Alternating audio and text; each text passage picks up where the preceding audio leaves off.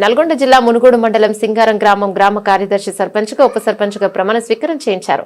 సోమవారం గ్రామ పంచాయతీ కార్యాలయంలో బాధ్యతను స్వీకరించారు. సందర్భంగా ఆయన మాట్లాడుతూ తనపై నమ్మకం ఉంచి గెలిపించిన గ్రామ ప్రజలందరికీ ధన్యవాదాలు తెలిపారు.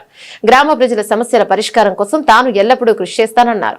గ్రామ అభివృద్ధి తమ ప్రధాన కర్తవ్యమన్నారు. బాధ్యతను స్వీకరించిన ఉపనూతల వెంకన్న గ్రామస్తులు, యువకులు, మహిళలు అభినందించారు.